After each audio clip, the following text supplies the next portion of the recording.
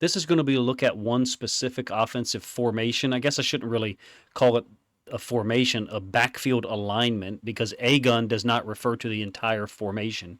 You have different iterations of A-gun. This particular one I call Pro Twins A. Pro meaning the tight end and the Z receiver are to one side. Twins, the two receivers are to the other, in this case almost stacked, and then the running back is on the same side as the tight end. That's the A gun. Now everybody doesn't call it that. There's different names for it, but this is going to be a look at how the Ravens and Todd Monken and Lamar really attacked the boundary of the boundary side of the Colts and got them out of what is an unsound coverage for the NFL level. It just is. I'm interested to see moving forward if other teams exploit them in this way. If the Colts continue to do this. Now, Julius Brents played a fantastic game up here. A rookie who apparently, I guess, was not a starter leading up to the regular season, which I find kind of surprising. Maybe I misunderstood one of the announcers, but I talked about this route and this coverage scheme in another video. You basically have zone by all of these defenders here and man turn by Brents on a vertical by Flowers. As a result of that, the boundary side safety just lets Likely run past him. There's no one to account for him. It's just a clear out route by Flowers up to the top side, and this is not sound for an NFL defense to be doing this. It's not. We exploited this twice. I think we were going to exploit this a third time, and Lamar threw the ball a little quicker. It's cover three with a man to the backside, where you've got two potential receivers. That's not typically what you would see. I'm not saying you can't do it, but when you normally do, you're going to play man here and man there. That way someone can cover the vertical. No one does so here. Credit the Ravens for having this play ready and prepared on the first drive. Colts didn't adjust to it either after that one. End zone angle, same play. You'll see the safety walk up and Likely run directly between him and Leonard as the running back pushes the flats. Nice throw by Lamar. Great catch by Likely. We wish he had caught the other one on the 3rd and 3, and I think regulation would have made things a whole lot easier. But second iteration of it, same formation. Pro Twins A. Andrews down here, same situation. Going to run by this, in between the safety and the boundary side linebacker. Flowers forcing the corner to take a man turn. Essentially cover three with everyone except for the boundary side corner up there, Brents. Easy throw by Lamar. Now, you could do this. You could say, Coach, even if they zone it up there, it's still going to complete the pass. That's possibly true.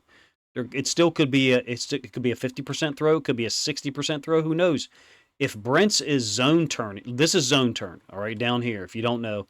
Back to the sideline, chest, to the middle of the field, face mask, looking at the quarterback, that's a zone turn alignment. Compare it to this one. You got back to the middle of the field or back to the quarterback because he's, chasing, face and chest to the sideline. That's a man turn. He's turning with his man. Let's say for a moment that corner was zone turning, just like 33 is down here. If he was zone turning and getting depth, well, he's still got two verticals by Flowers and Andrews to cover. You do have help here in the middle of the field, but the point is he could divide them. He could divide those two verticals in a cover three is one of the ways you can try to do it. The throw still could possibly be there by Lamar, no doubt.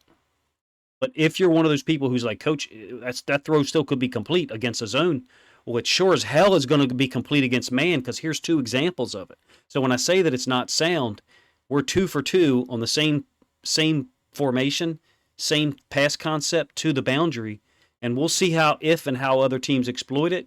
And then I'm going to show you film of the Colts adjusting that coverage here in a minute. So they realized that they couldn't continue to do it. All right, twin slot A. So a little bit different iteration. The tight end is off the line. It's Andrews. Running back is still to the boundary. This is a boundary side philosophy that Monken has a lot of ways. And this is a screen to Andrews. Now, when you get the end zone angle, I think you'll see that there's already a little bit of a switch here in terms of the boundary side safety. 33 is playing man here on Flowers, who's into the boundary a lot. And it looks to me like now this safety is relating to Andrews' man. You'll see him kind of bounce. When Andrews is blocking and he's bouncing, that means he's waiting to decide what to do. because he's reading Andrews. He sees Andrews block, and that's his man, I suspect. So he's pausing, holding, bouncing to see what he's going to do. Andrews gets up, Lamar slips it out there to him, and the safety's on him. I think that's a man relationship this time. I wish we'd gotten a route there so we could see if he matched up quickly. But there you can see him coming into the screen. Watch him bounce. Just these guys are bouncers too. Both of these linebackers are bouncers. They like to bounce and read, and then diagnose and go where they're supposed to go. More than one way to skin a cat. I think you've already got evidence of the Colts changing their coverage as it relates to A-gun into the boundary. So later on, the Ravens go A-gun into the boundary, a twin slot A, and we run QB counter read. I think this is the first play of the 9th possession. Maybe it's not 9th. I've watched so many Ravens offensive plays against the Colts here. Running this into the boundary is cool because you got the running back crossing Lamar's face out to the field to occupy this guy. One of the things that was happening on some of the run concepts by the Ravens where they're leaving someone unblocked is that guy was folding inside and making a tackle. Well, in this case, he's being held long enough by the running back that it allows Lamar to get upfield. 54 could still, pursue on the backside. It's the linebackers that you want to deal with first. The backside D end, if he's going to get to Lamar Jackson and make the tackle, it's going to be at least an 8 or 10 yard gain. So we're running the pass play into the boundary once on the first possession, once on the second possession. Then you got the screen somewhere between the 3rd and 5th or 6th possession. First play of the 9th possession, QB counter read. Same play, end zone angle for you. So again, A-gun is running back, tight end, same side. Andrews giving the little fake to 52 and then dodging outside of him because now he's got to go get someone. Flowers has went and got the safety. Andrews goes up to the corner. 11-yard gain. Cool play into the boundary. All right, Pro Twins A. Flowers on the snag smash underneath. I'm going to tell you one thing I'd like to see. I talked about this in a video last night. I want to see this be Bateman and Flowers be down here somewhere to the field. Because once we've forced the boundary side safety to come down, which we have, and we forced them to get into a one-high alignment, we're creating space and potential one-on-one matchups up there, and I think Flowers is the guy for that. At least right now.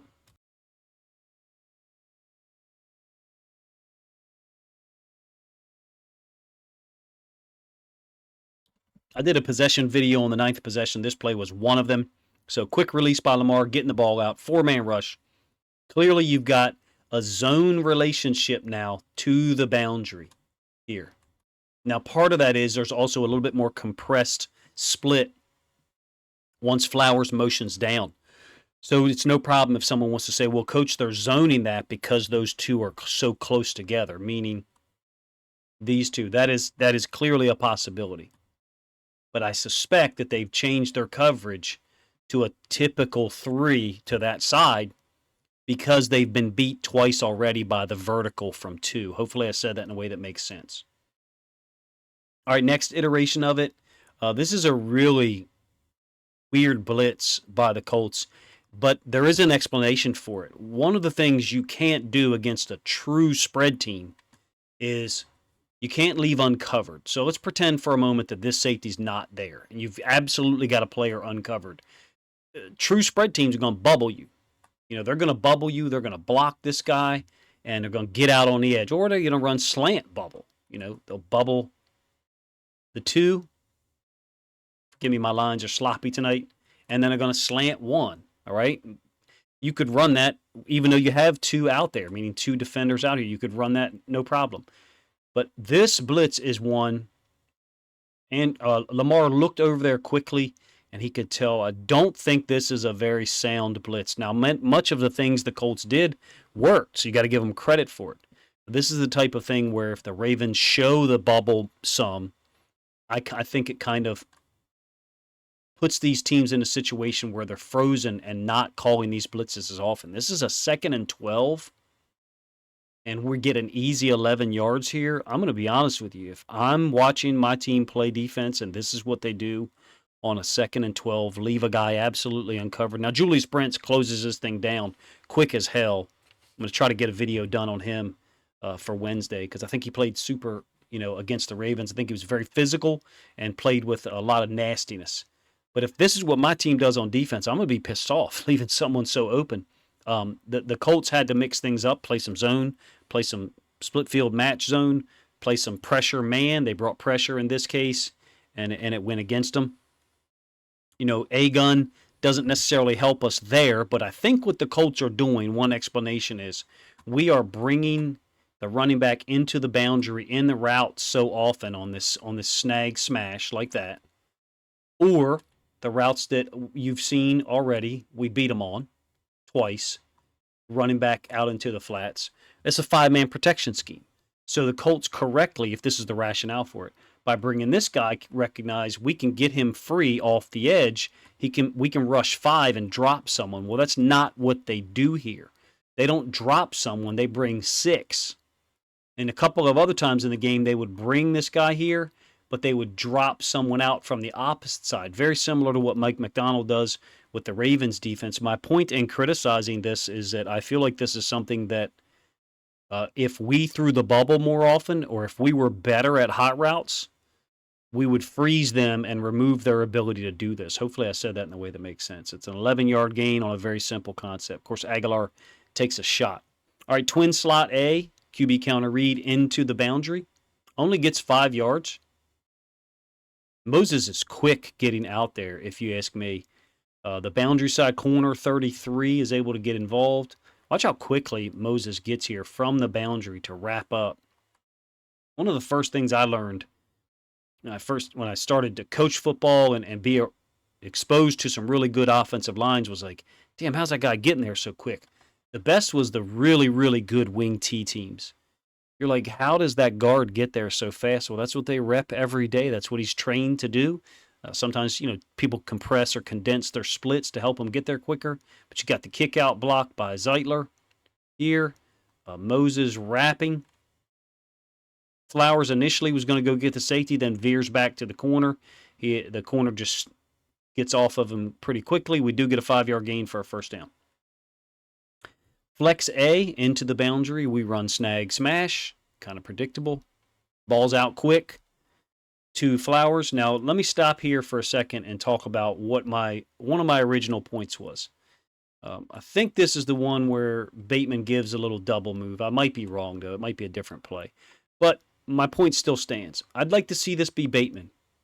And I'd like to see this be Flowers or this be Flowers. I'd like to see us move these guys around a little more. Because once we create the space, more space up there too. Yeah, this is the double move by Bateman. You got the edge blitzer here, so we're not going to have time to get this to Bateman. But the point is, I think that Bateman can do this, catch the ball, get 6 yards into the boundary, catch the ball, maybe make a guy miss, get another 3, 4, 5 yards. This right here, I think, is what the guy we want to be our home run hitter. I'm not saying on every play, but I'd like to see Bateman get more opportunities to get the football flat out. And right now there haven't been many, number one.